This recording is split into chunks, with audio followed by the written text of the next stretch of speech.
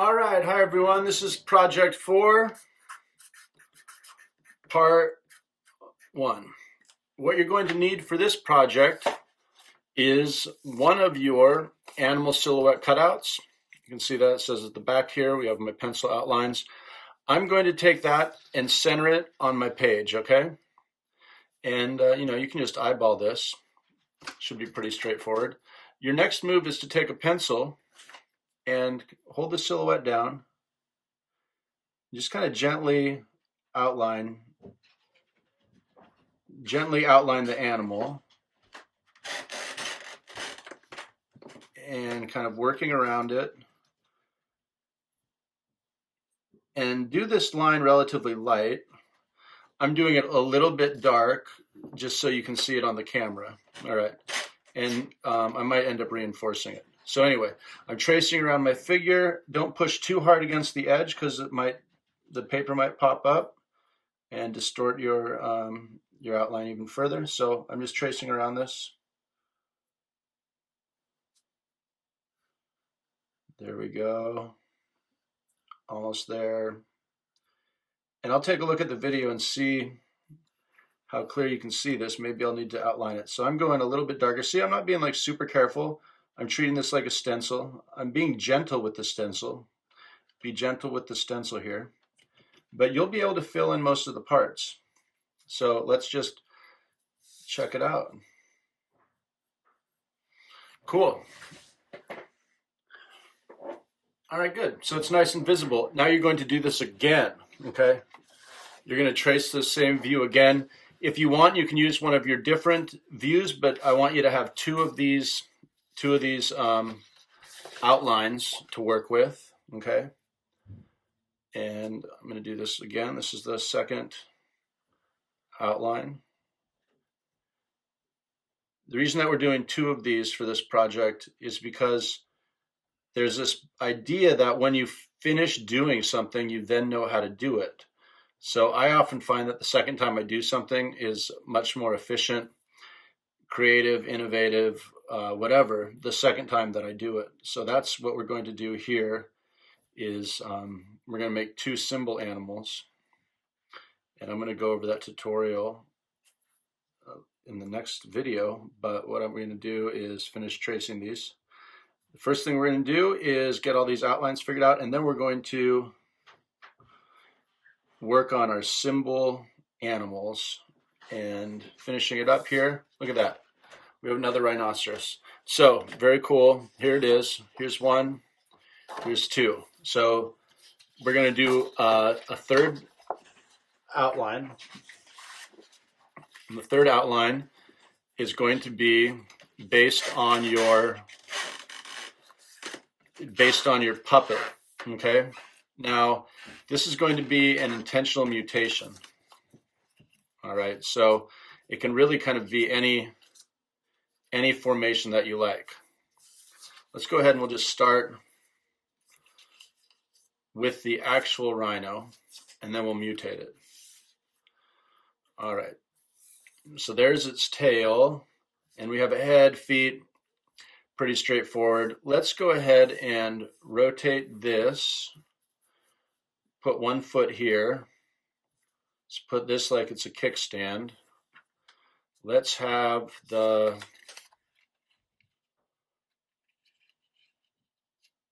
head go like that. And there we go. So you have this really nice animal mutation, okay? What we're going to do is gently outline this. See, I'm holding each part in place.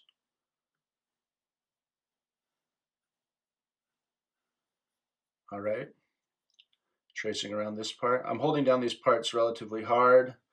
Now remember, this is a mutation, so it's not absolutely essential that all the lines are perfect.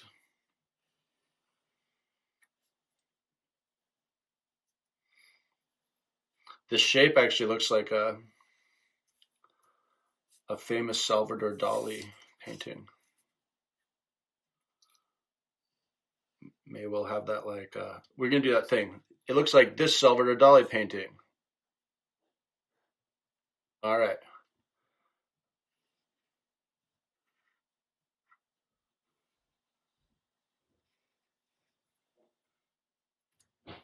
Very nice. And that is our mutation outline made with our puppet figure, and then the two outlines. There's the puppet figure and these two outlines. Come on. So there we go. 1, 2, 1, 2, 1, 1. So 3 total.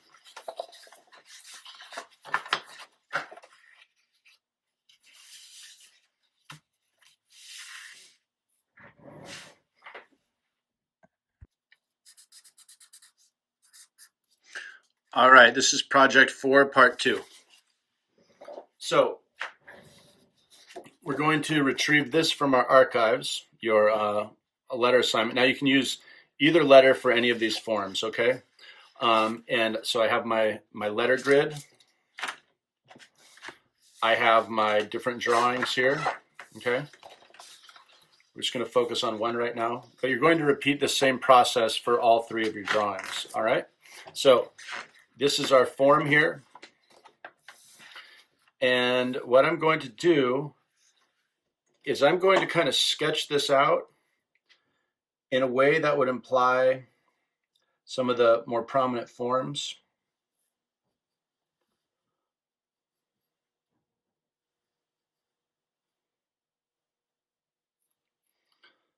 So then we will know some of these shapes to fill in. So I'm just kind of sketching it almost the same way like a butcher might look at an animal. What are these different parts? How can they be separated? You know, kind of moving in some fashion that reveals the contour of the animal. All right. Now, honestly, I don't really know how a rhinoceros mouth is shaped, so I'm not going to worry about that. You can worry about the eyes, maybe the kind of weird little toes are something you would worry about. I have the little tail here. So anyway, I'm going to use this as a reference so that I know what type of shapes to make. Now I have a couple different microns, a 3, a 0.1, and a 0.5. So a 0.5, a 0.3, and a 0.1. Now, remember how I've talked about this in the past, making sure that you have some type of paper to test your markers on before you start drawing. So anyway, here's my paper to test my markers on.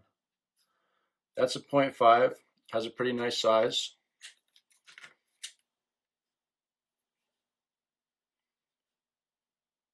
Point 0.3, a little bit smaller. Let's make a few lines here. So that's the 0.5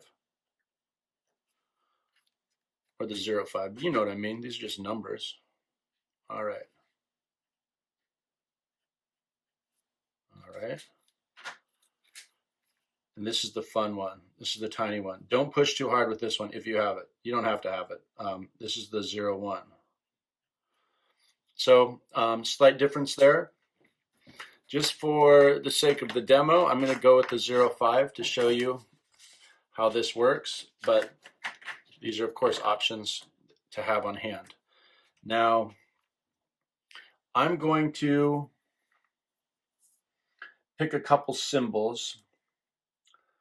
Let's start with that. I'm going to make a series of ovals. Let's take a look at that one.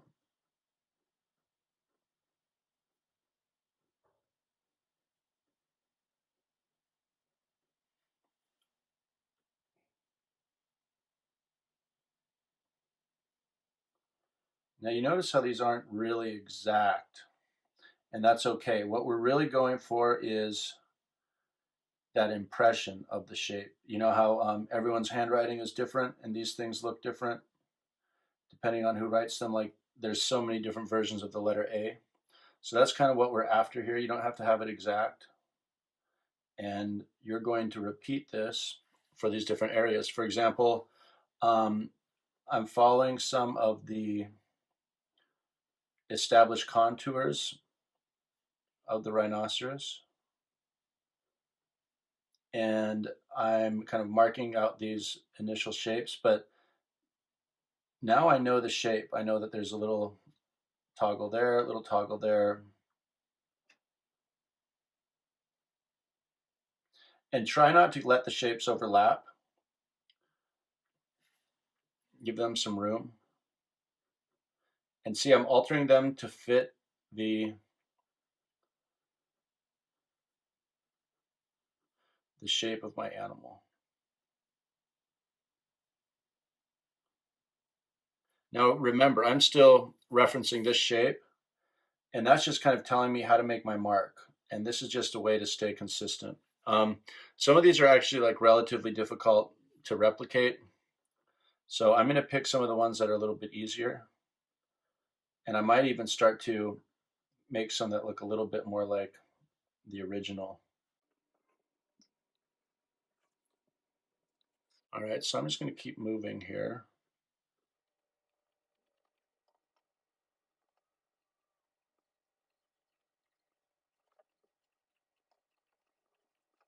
All right, let's use one of these other ones as we get closer. So we're going to go with this one right here, which is essentially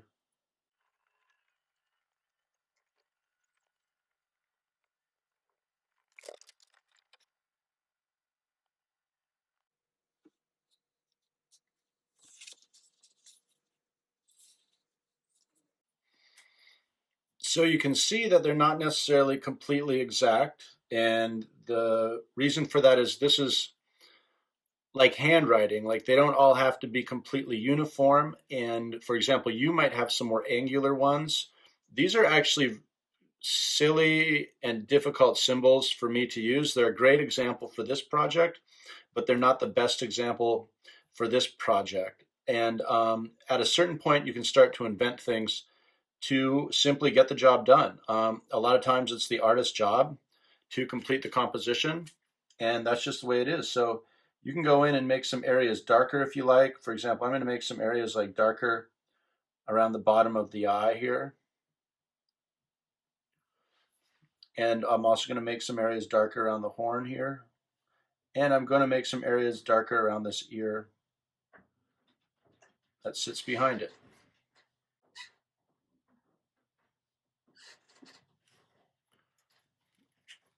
All right, and I'm just going to erase this line so I can see what it looks like.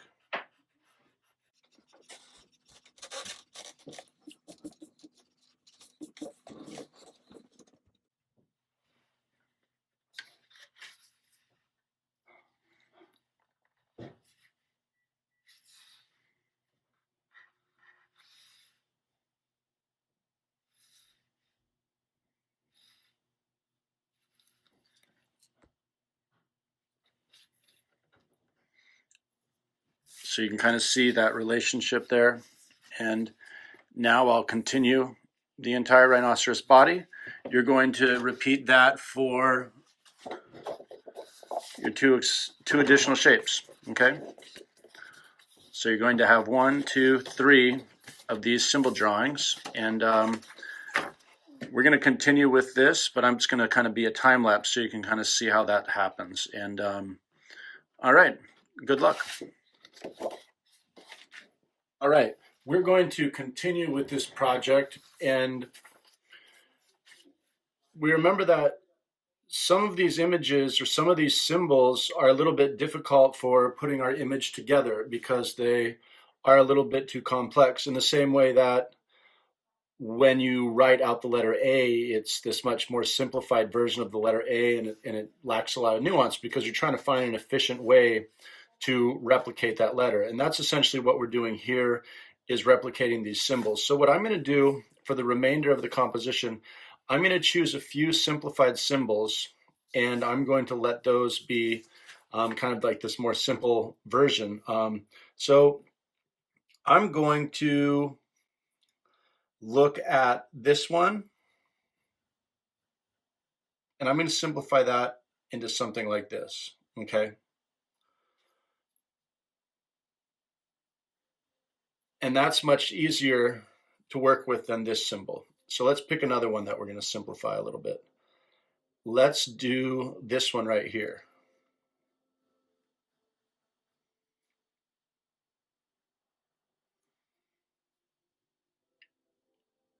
All right, so that's pretty similar, but at least we have it on our list here. And this one will be easy to write because we'll just simply repeat this oval, right?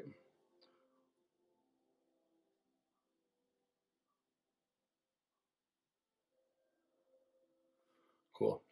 Okay, now the next one we want to look at is, let's go ahead and do, let's see, let's do this one. We're going to simplify that into kind of a sideways heart, like that. So it'll be,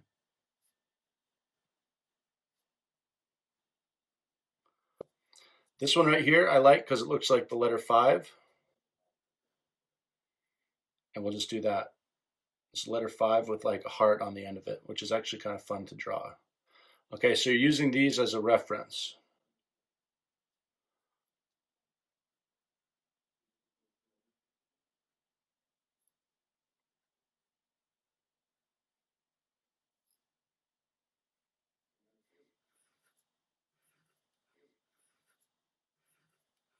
All right, so we have these 4. Let's go ahead and pick one more. This one's fine. This one's pretty cool looking, actually. We just have 2 circles. And then we're going to connect them. Okay, we're just going to almost turn these into eyeglasses. So, very nice. All right. So we have 1, 2, 3, 4, 5. Let's just roll with those 5 symbols for now, and we'll see where that takes us. All right. Let's start with, I'm going to start with this number 5 here, or this one that looks like a number 5. Let's see, we're going to use a slightly smaller, use a 0.3.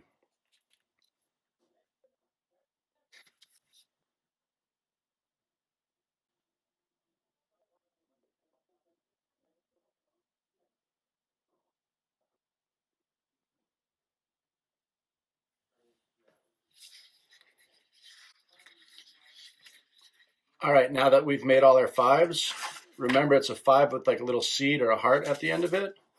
What we're going to do is go ahead and crank those out.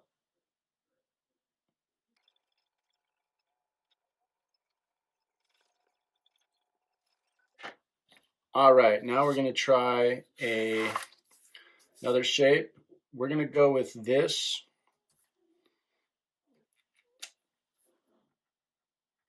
Kind of heart shape for the leg. And I'm just going to make some contours.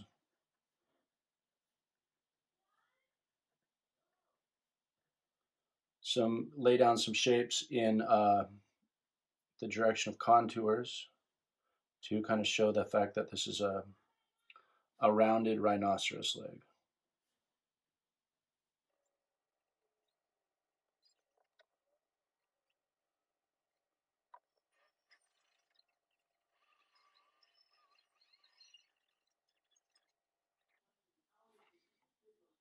All right, I've drawn all the hearts, and now I'm going to add this little curly Q to the bottom of them.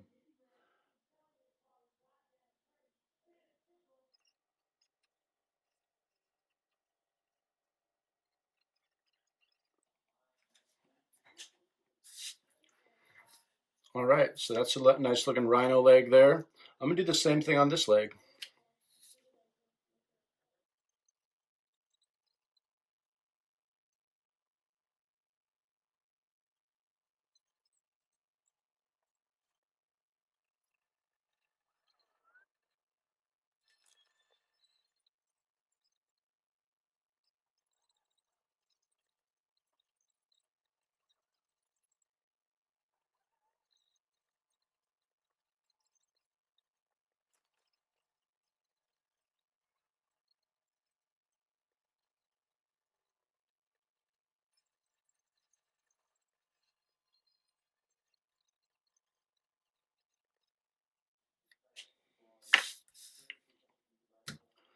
All right, that's finished. We can see some of these symbols lining up. We have the eyeglasses sort of symbol. which was based on, let's see, what was that based on? This kind of shape, if I remember right there.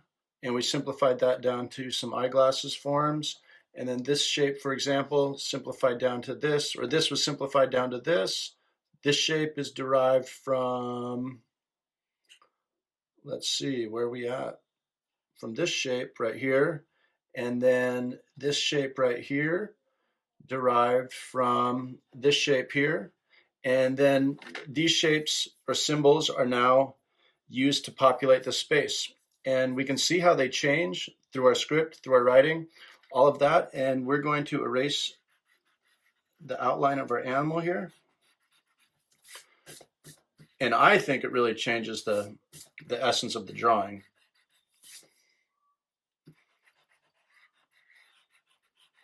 Once you get those lines removed, things really open up.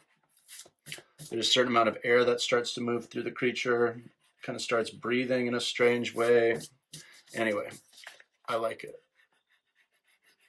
And it's part of the assignment requirements, so I like to see it happen. And it really helps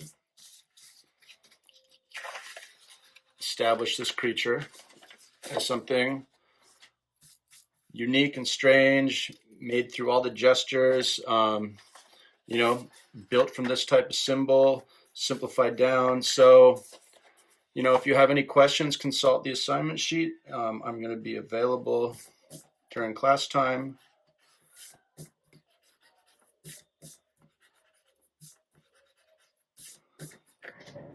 Thank you.